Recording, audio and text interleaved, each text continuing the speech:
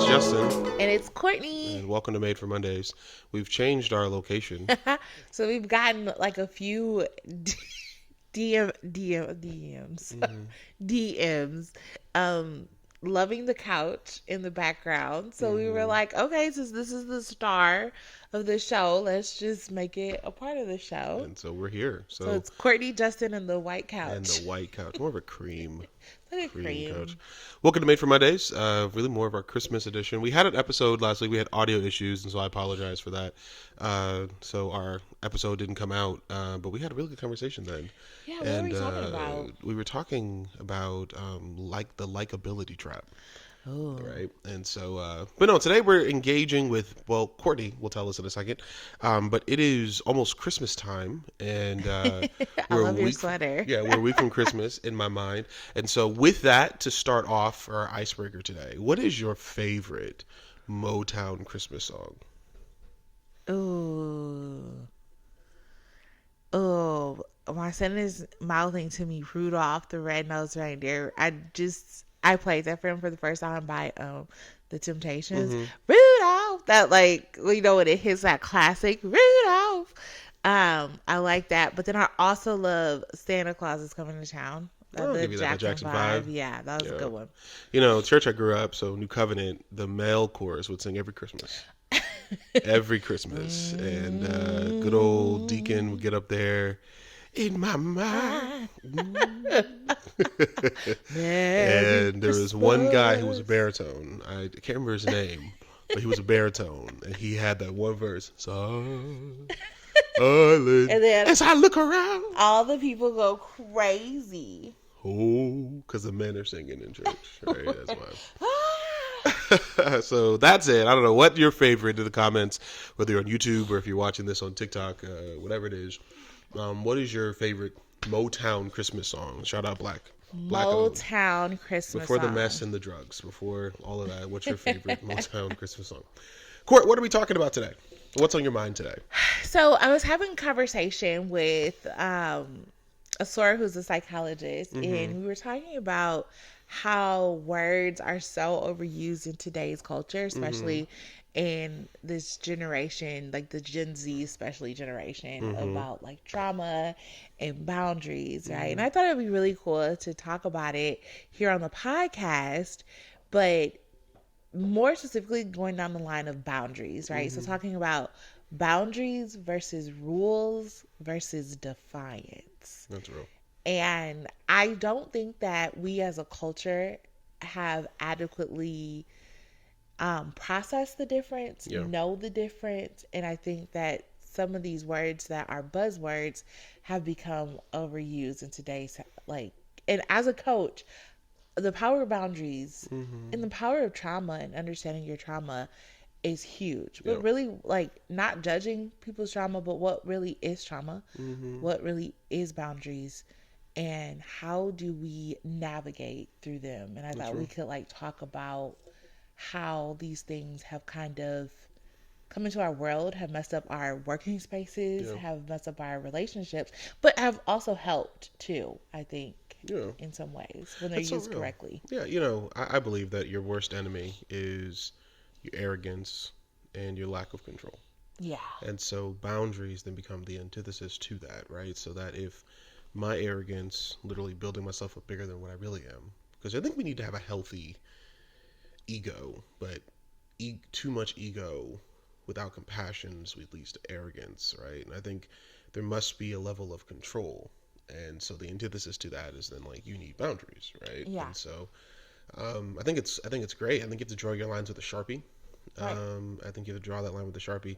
Getting to what you said about trauma, I'm in big agreement of that. I think we're throwing trauma around like it's like everything is cringy and traumatic, right? Yeah. I mean, like the wind blows and it's just like I need to heal, right? And then but then you have people who are dealing with like as a person who my job is I'm with people in their hardest moments, right? Whether Yeah. that's job loss, person loss, money loss, losing like just yesterday. I think I told you about like just my little just walking through the foyer as the pastor of my church, and it's like from this parent passes away to I'm losing this home to like I just lost my job and it's Christmas and I got to get to talk about giving.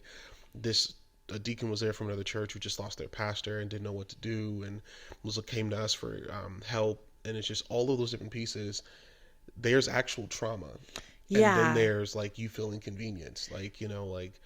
And I think not just Gen Z, I think millennials. I think we're getting really comfortable in everything being traumatic. Like Yes. the wind blows, and it triggered me. No, there's I think I read this book called Triggers. Shameless plug. I think it should be my unpaid advertisement. There's a book I read called Triggers this year, and it talks about like what actually triggers people and what actually should be qualified as a trigger, because Mm.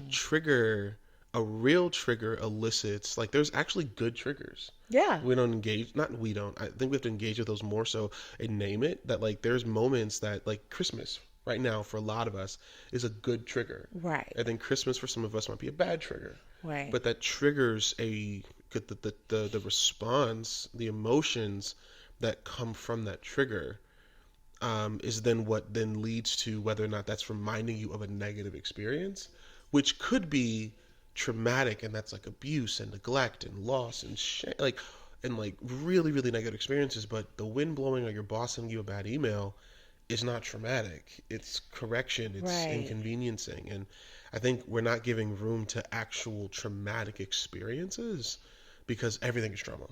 That's the thing. And so when I was speaking with her, so she's a psychologist at the Navy, right? Hmm. And she gave this example of seeing clients who are younger, and it's just like, oh, I was yelled at, and I just was uncomfortable by that. Or I saw some things in the battlefield, or I was overseas and I saw some things that just made me uncomfortable. Not saying that's discounting, right? Like that's your feelings and that's great. And those are valid and should be processed as such. But comparing that to be the same trauma as somebody like falling out of a C5, cracking their No, back open, no, losing a limb, losing like their mind, and really going through traumatic situations and things, no, that's trauma, that's right? real trauma. That's real trauma. And kind of putting those in the right categories in our mind to be like, the services are completely different, 100%. right? Oh Like my god. in doing that. And I think what you were saying, going back to that, I think finally millennials, as we've come up, I think we were the first generation to be like, okay, we hadn't really said anything in our childhood, right? We don't say anything, we don't do much. And I think coming into adulthood, we are finally given the tools of language to like Hmm. be like, okay, I don't think that was right. Or like, No. wait a minute, what's happening here like in adult world? Like why can't we buy houses, or why did our parents buy houses and we can't at this age? What's going on? Why don't we, like what's I think we had tools to use now to Yeah. like give language to what has happened. And I'm not discounting anyone that has been through like traumatic events, like through childhood, through abuse, through all of that, right? Um, but like, hey, like, yeah, I'm a people pleaser. Yeah. I don't think that's a traumatic event because, my parent said that I was a great No. child. So then I was taught the tools of people pleasing because she kept saying I was a great child. I don't want to discount that. I don't want to discount your experience for people who really had like traumatic events. But the language of like, wow, I think I learned some behaviors. I think I learned some things in my own personal Yeah. experience that have led to why. A lot of millennials are doing a lot of root work. And I think Hmm. that's important to name it as such instead of Hmm. trauma work. Some of us have had some really Hmm. bad trauma in our lives and don't discount that Yeah. because it's important. So one of the things I've learned is that you have to name the experience, right? So, like, um, like for example, I yesterday we were watching a show on Reggie White. We were watching a show on Reggie White, 30 for 30. If you haven't seen the documentary, It's so great good. documentary to watch. And he was working tirelessly as an athlete, right? And he was working tirelessly as an athlete, and he was training tirelessly.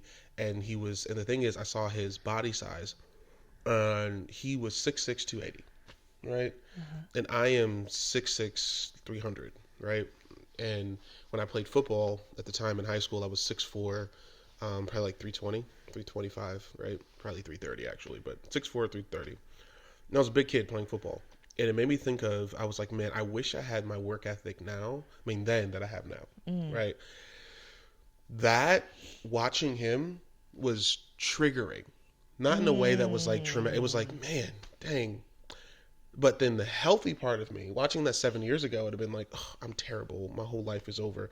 Looking at that now is like, whatever Cam wants to be in, I want him to know work ethic, right? Like, if you're really going to do this, if you're going to play the saxophone, if you're going to play football, if you're going to write, if you're going to read, put everything into it so you don't have any regrets later, right? Because Right. that was a healthy trigger. That Yeah. was like, now there's other spaces, but I want to name that. So like watching him was not, it wasn't like jealousy, but I think right now in our culture that have been like, this whole documentary is trauma because it's just reminding me of all my failures. No, it's a trigger. Wow, Mm. he is the same size I am, given the same opportunities I was given, and he was a millionaire, and I'm not. Yeah. That's a healthy trigger to be like, how do I then? So healthy triggers are then, so then healthy triggers are then saying like, this either reminds me of a great experience or it's a learning opportunity. Right. Whereas unhealthy triggers are the ones where it's like, no, it's reminding you of something unhealthy, right? Mm. Told the story a couple weeks ago of my own father, right? And so seeing him lay hands on someone that was like the same makeup as me, wearing a robe similar to me, inside of a pulpit was just like, okay. It reminded Yeah. me of like the 7-year-old me and the 12-year-old me and the yelling and that was like, I need a pause. Yeah. That was a trigger to traumatic experiences Yeah. of abuse and neglect, right? I think that's the differences, and I think so we have to name our experiences, right? And then be comfortable delineating between what's a learning experience, a learning opportunity. Like I'm talking about Reggie White, that was a learning opportunity for me. Like, man, if I would have given work ethic, Lord knows what I've been. And I'm glad I have work ethic now. So it's not downing myself. It's just honest and then saying, cool, so how do I ensure that no other situation comes in my life where that happens again? It's a learning opportunity. Where there's others where it's like, hey, I need a therapist because I'm remembering all these things about my father that are just really kind of doing things to me. And I not only do I not want to do it to my son, but I'm not at a place to even like lead him well because I'm not over that. I think naming those two, like you're saying about the Navy, where it's just like the same way where the young lady is talking about, like, hey, I was drowning in the water, and every time I go to bed, I see myself drowning. Mm. That's trauma Yeah. compared to, like, the Yeah. sergeant yelled at me today, and I got to go heal. You know, after. Yeah, and I think that leads to the next thing, which I'm really excited to talk about. I think both as us being managers, it's really important to talk about, it's just boundaries, Yeah. right? So I'm going to give some definitions. So boundaries are things that you will not do. A lot of times when we think about boundaries, we think that's what other people, I'm not going to allow other people to do that, right? Important note, you can't control anybody but At who? all. Yourself. At all. Anytime we tell somebody something they can't do, that is a rule. That's a rule. Okay, so I am not, you can't tell me what to do. That's a rule, right? Boundaries are saying this is what I won't do. Defiance is signing up for something or knowing that this is my responsibility to do and refusing to do it. Yeah. So, case in point, the holidays are coming up. You have Mm-hmm. family dinners, you have Mm-hmm. this, you have grandparents, you have all these things. So, a boundary is, hey, I'm really going to be watching like my portions. I'm only going to eat when I'm hungry. I'm not going to eat things that I don't want to eat, right? Even if someone like purchased me to eat, I'm only going to eat what I feel like eating, right? Mm-hmm. That's a boundary. Mm-hmm. A rule is you're not going to tell me what to eat, right? And I Mm-hmm. think a lot of us are going into our households and that becomes a point of conflict, right?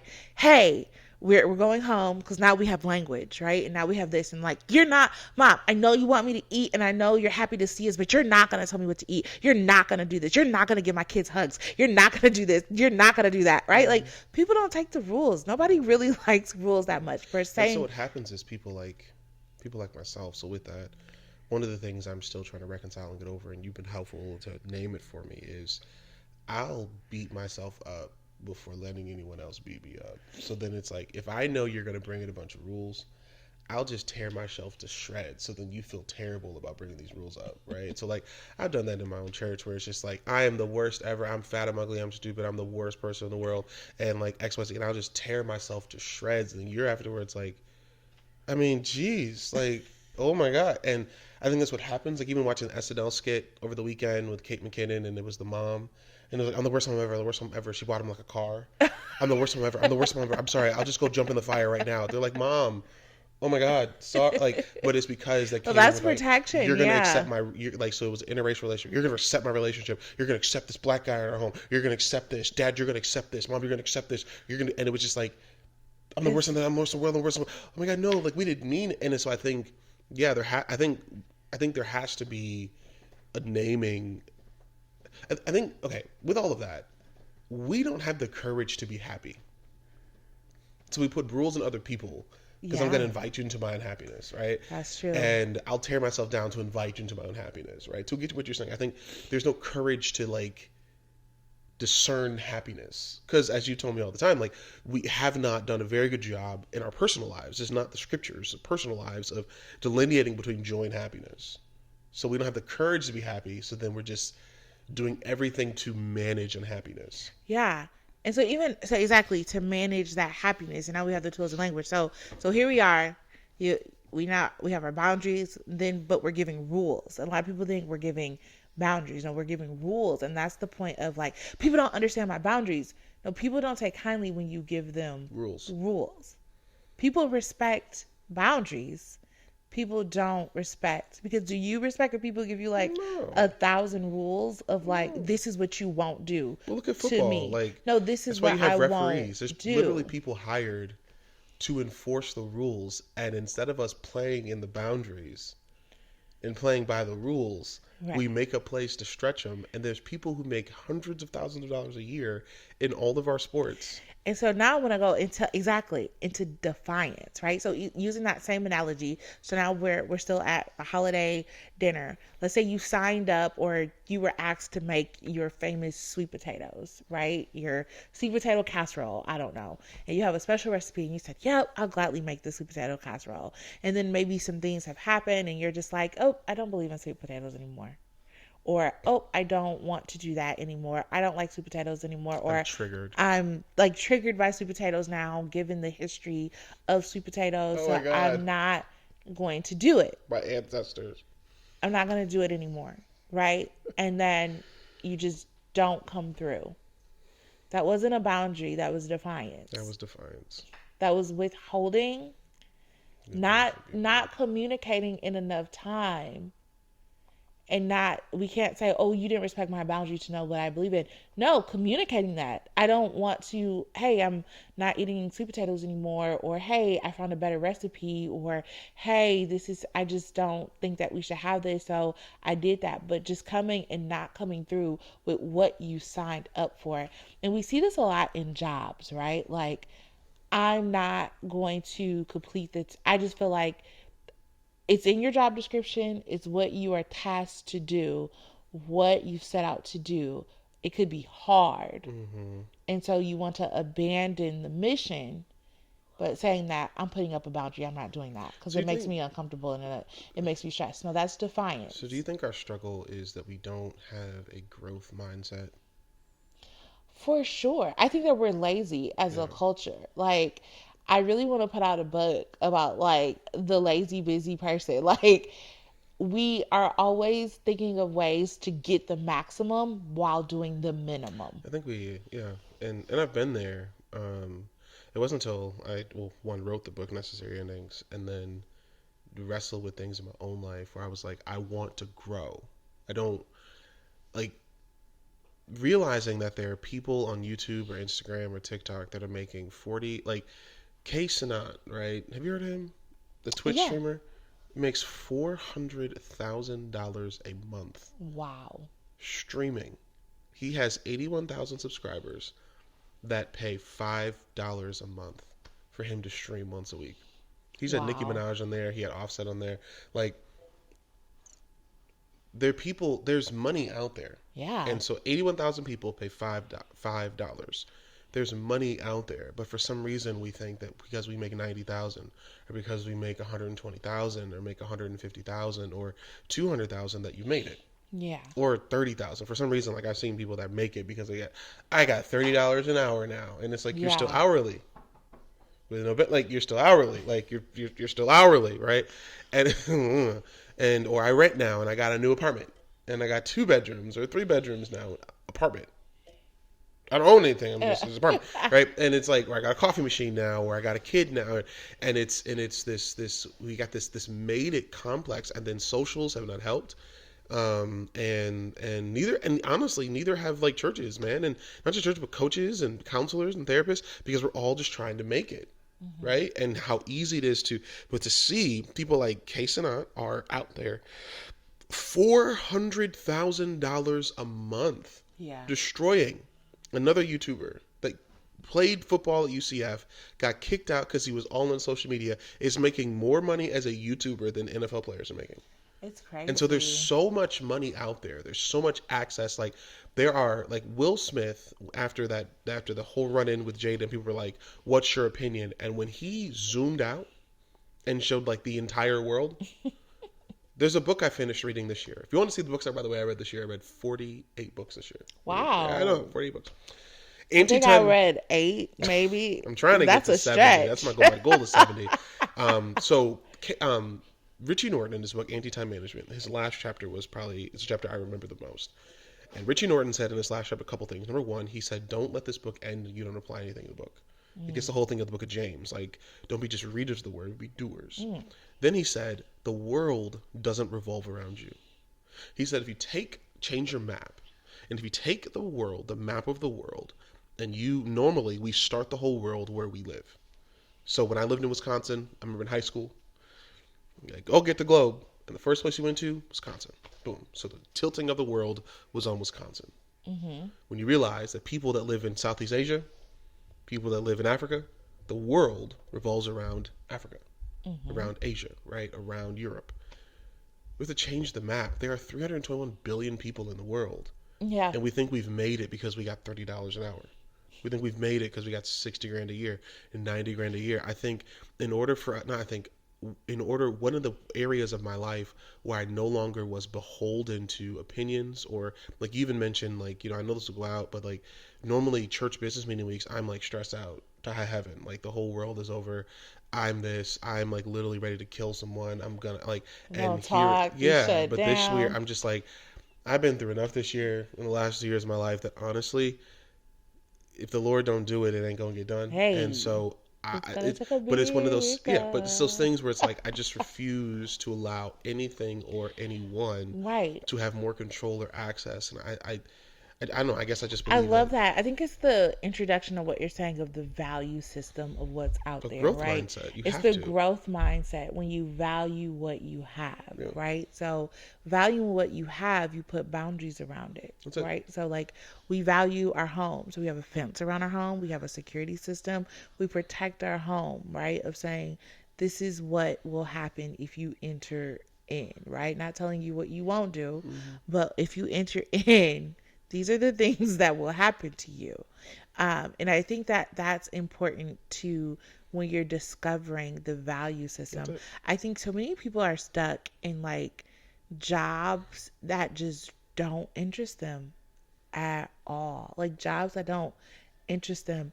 I am, so I used to work at an organization, right? And unfortunately we lost our main funder in our organization, and we had to shut down towards the end of the year. So we're like, full speed mode of shutting down, and it's really sad and it's unfortunate, but it really has like changed my growth in my mindset and put the values on what I will do and what I won't do, right? Like I'm no longer in the space of my career, and God has truly like honored that for me, even when I wanted to compromise my own self or compromise my own value and own boundaries.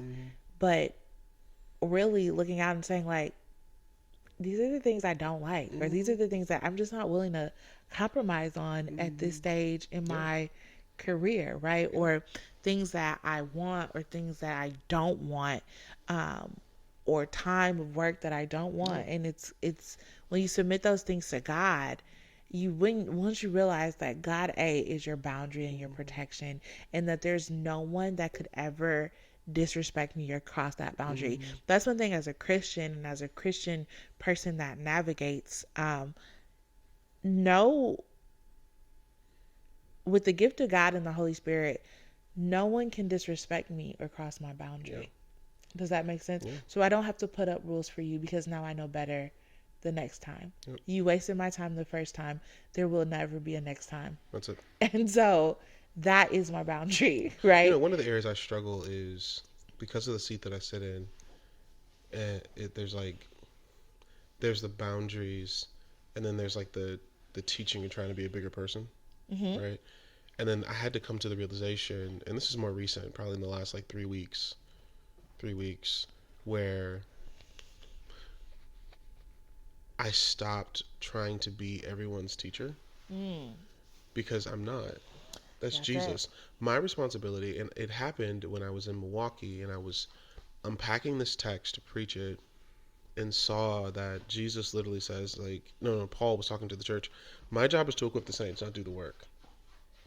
So I'll equip you publicly because that's my goal. I'm a public sharer of the gospel. Yeah. And so the only place now that I equip people Yeah. is talking about artificial intelligence. Now I'm really getting into augmented reality. Like I'll equip you and then teach you because that's where I teach. My professoring, like when I teach my students, that's different. I'm here on the ground with you. I'm gonna help you proofread papers. I'm gonna do this. But in terms of like, I had to free myself of that part of the burden of pastoral leadership. Where like, no, I have to hire the right people whose responsibility is to hold your hand. Right. But if you want to disrespect, like, even for me, I have boundaries very hard. Like, I'm very clear in my church. Like, I think over the top almost. Like, you can talk about me all you want to. You can try to waste my time all you want to. But the moment you think you're going to do it with, like, a couple of different people, my wife or my son, I'm a totally different human being.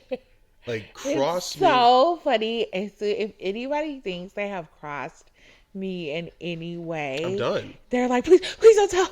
No. Please don't tell. And I'll always find out. And I have Matthew 8. And I'm like, it's not me. Like the Holy Spirit will always, You the cross. Holy Spirit will always tell him. You say something about my wife. You And say he something will about have my these son. feet dangling. Like, Because I'm very firm with that. Like, you talk about me all you want to, yell at me, call me all types of names, whatever. I'm used to it. I deal with it, get it on a daily basis. Like, literally, I get it on comments daily. It is what it is. It's the seat I'm in. But like you said before about boundaries. And so then, I don't know. I think it's just all those things where then also we're building ourselves up and giving our energy to the right places. And so I think if there's nothing else you get from this, going into this year with a growth mindset, like I want you to desire to grow. And I think that's establishing values and your own personal vision and mission, and not going into this year with like resolutions and stuff, because resolve is like, I think we can talk about that maybe next week, but resolve is a monumental thing. To go in with resolve is not, I'm going to work out at the gym. Going with resolve is saying, this is what is going to occur in my life that I can control. And this is not even like the God factor, right? And I yeah. think that there's a huge difference between like going into resolve cross compared to going into a year with like, this is what I believe I can accomplish, and this is what I sense God is calling me to do. And so may you go into this year with a different mindset. Like if nothing else, Yeah. just a mindset of growth and possibility that's not, I'm going to do the same thing. Because what happens is so often, just just statistics show, everybody's going to go to the gym in January, and they're going to lose those subscriptions by March, right? And so that's why even at our church, we're doing things for like 3 months at a time. No, because that's when habits are going to be changed every 12 weeks. Right? Yeah, So, I saw something, and I think that's when we can end on that too about some things. But I saw something where it's like a lot of times when we look at our year, right, and we take a look at it, we only look at is our year successful or not about what happened in the past month. What happened in this whole everything is on Yeah. December instead of looking at a trajectory of the whole year. Like, wow, you got a new job, you got a new house, you did this, you got into a new relationship, you got married, you got this, but it happened in January. You lost weight, but it happened in January. So we forget, we never look at things as a part of a whole and very little. So we put on the weight of, this was a terrible year because it happened in the last quarter, instead of saying, no, I actually had a well-rounded year. And I had to do that for myself personally. I'm like, wow, I went places in the world that I've never been before. I had the time of my life with my family. Yeah, some disappointing things have happened to me. Some growth opportunities have happened to me. But the sum of a whole, I am still alive and surviving. And I think going to the new year, just some things is one, like what we talked about, outline your values. That's it. What is it that you value? Not just like, yes, you value yourself, but what is it about you? What is it exactly that you value, That's it. that you really want to protect, right? Because that's what tells what your boundaries are, That's it. right? Like, these are my boundaries, right? And then determine, remember, boundaries are what you will do, right? So, hey, if I feel disrespected, I won't come back. That's it. Not, you will not disrespect me. That's it. Now, some things do require rules, Yeah. right? Like some things, do not walk on my grass. Simple, right? Like that's a rule, right? But who honors that rule really? Nobody. But some things do require rules, and so identifying and highlighting that in your life based on what you value, and based on that, what is a rule versus what is a boundary. That's it. And then where in your life have you been defying? Right? Are you sitting in your job refusing to do the work because you've lost passion and you lost value? So now you're in a seat of defiance, right? You know that's in your job description. You know that's what you're supposed to do, but you don't want to do it. And that is defiance. That's not a boundary. And defiance is what gets a lot of us in trouble, That's right? It's not trauma, it's defiance, That's it. right? And that's okay, because now you're starting to see yourself. You're growing, and it's an amazing spot to be in because you're growing. That's And it. you're saying, I no longer, what I once valued, I no longer want to do that anymore, That's it. right? So never want to be in a spot of defiance, but a spot of continued value, continued boundaries, right? And going forth, right? And then naming, what is the root work, right? Why do I respond the way that I responded? Did I react instead of responding? Is this actually a trigger? Is it circumstantial? Are my hormones going through the roof? What is happening? Am I hungry? Am I sleepy? What is this? And actually putting things adequately and doing that work to be holistic, better people. I think just we all are tired as a people. And I should really put out a book called The Lazy Girl's Guide, or The Lazy Person's Guide to just doing work better. Because it's possible to do what you value, because what it is you're not lazy, you just value things differently, right? Well, hold on. Now, You're not lazy. You're not lazy. I can think of that. That's a whole nother. The value That's a whole system nother. is A different. value system. What you once Okay, was, you know what? you're No, lazy we in can a certain. we can spend a whole time on that because Justin is the antithesis of lazy. Once he likes something, but if you don't like it, I would say That's not you're lazy. lazy in home design. That's not lazy. There's a difference between liking something and laziness. There's a huge difference. But I'm saying for things that you are called to, we're going to agree to disagree. No, that's not laziness is not a change value system, because no, that's the same logic that goes into like your boss sending you a bad email being trauma. Like, no, that's the same. No, there's a difference. I understand not liking something and then not giving energy towards it. Yeah. There's another thing that when you're doing a job and you just don't do it. Right. There's another thing when you're doing something and it's expected because to be you don't done. value it anymore. Yeah, so then quit. Exactly. That's what I'm saying. Your value system has changed. You don't value it. So you don't want to put in the work. Now this becomes now more of a deontological ethics question. Okay, and you put that absolute minimum on it. No, I didn't say lazy does not have repercussions or does not have consequences. Laziness does. My mom says this quote all the time. She calls me your laziness. And then she used to call me that all the time in high school. And she was like, Courtney, laziness will kill you. It will. It really will. I never said laziness didn't have consequences. I never said that laziness is a value either. I said that there's things that in your life where you, if you've noticed that you've been lazy in, you need to discover why and do the root work. And I can give you that. I can give you Yeah. that. So awesome. Make memories before you become one. That's what I Amen. think for next year. Thank you guys for joining us for Made for Mondays. I pray that something was said today that will push you to own your Mondays, don't let Mondays own you. Don't forget, if you are interested in coaching, go to capacity.today. The link is in the show notes. And follow our blog as well, capacity.today, and engage with us. And don't forget to follow us online on socials. I'm at Mr._J Lester. Courtney is at Courtney Marie Lester. Courtney_M_Lester.